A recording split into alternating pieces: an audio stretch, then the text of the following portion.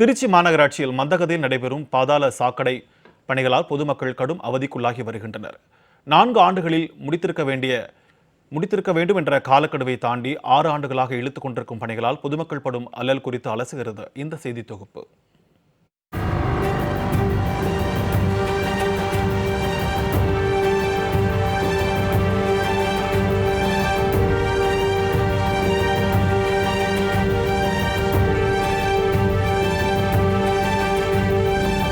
அம்ருத் திட்டம் மற்றும் smart city mission ஆகியவற்றின் கீழ் திருச்சி மாநகராட்சியில் உள்ள 45 வார்டுகளில் பாதாள சாக்கடை திட்டத்தை திருச்சிராப்பள்ளி மாநகராட்சி செயல்படுத்தி வருகிறது. அந்த வகையில் கடந்த 2018ஆம் ஆண்டு ஜூலை மாதம் 2ஆம் கட்ட பாதாள சாக்கடை திட்ட பணிகள் 377.29 கோடி ரூபாய் செலவிலும் 2020ஆம் ஆண்டில் 425.72 கோடி ரூபாய் செலவிலும் தொடங்கப்பட்டன. இதேபோல் 3வது கட்டமாக 2021ஆம் ஆண்டு 210 கோடி ரூபாய் மதிப்பீட்டில் திட்டம் தொடங்கப்பட்டது. அடுத்த ஆண்டு டிசம்பர் மாதத்திற்குள் 4ஆம் கட்டம் உட்பட அனைத்து கட்டங்களையும் முழுமையாக செயல்படுத்த மாநகராட்சி நிர்வாகம் திட்டமிட்டுள்ளது. 4 ஆண்டுகளில் முடிக்க வேண்டிய நிலையில் இன்னும் பணிகள் நடைபெற்றுக் கொண்டிருக்கின்றன. ஒரு சில இடங்களில் பணிகள் முடிவடைந்தாலும் செயல்பாட்டிற்கு வர இன்னும் ஓராண்டு ஆகும் என எதிர்பார்க்கப்படுகிறது. இதனிடையே மாநகராட்சி ஊழியர்கள் மற்றும் ஒப்பந்ததாரர்களின் மெத்தன போக்கினால் பணிகளின் போது பழைய குழாய்கள் உடைந்து அதிலிருந்து வெளியேறும் கழிவு நீரால் சுகாதாரமற்ற நிலை ஏற்பட்டு மாணவ மாணவிகள் மஞ்சள் காமாலை மற்றும் வயிற்றுப்போக்கு உள்ளிட்ட பல்வேறு நோய் தொற்றுக்கு ஆளாகி வருகின்றனர்.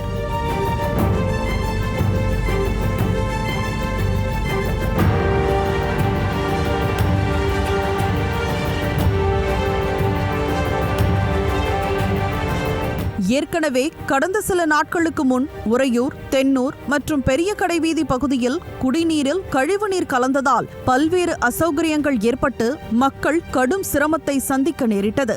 மேலும் பாதாள சாக்கடை பணிகளுக்காக தோண்டப்பட்ட பள்ளங்கள் சரிவர மூடப்படாமல் உள்ளதால் ஆங்காங்கே கனரக வாகனங்கள் மற்றும் இலகுரக வாகனங்கள் பள்ளத்தில் சிக்கி விபத்துக்குள்ளாகும் சம்பவமும் தொடர்கதையாகி வருகிறது.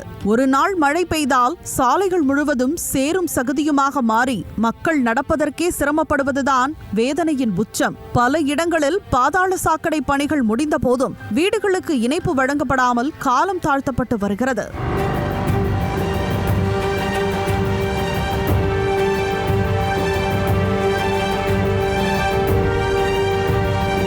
அது மட்டுமின்றி ஒரு சில இடங்களில் பணிகள் முடிந்தாலும் சாலைகள் அமைக்க ஜல்லிக்கற்கள் கொட்டப்பட்டு அது முழுமையாக சமன் செய்யப்படவில்லை.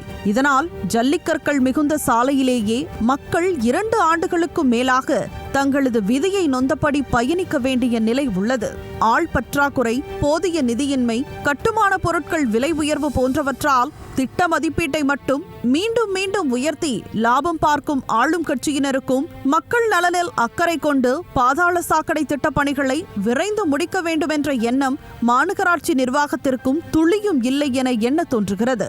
விளம்பர திமுக அரசு தங்களுக்கு எப்போது விடியலை தரும் என்ற கேள்விகளோடும் புலம்பல்களோடும் திருச்சி மக்கள் சாலைகளில் பயணித்து வருவதை நாம் உணர முடிகிறது. ஜெயா பிளஸ் செய்திகளுக்காக திருச்சி செய்தியாளர் இளவரசன்.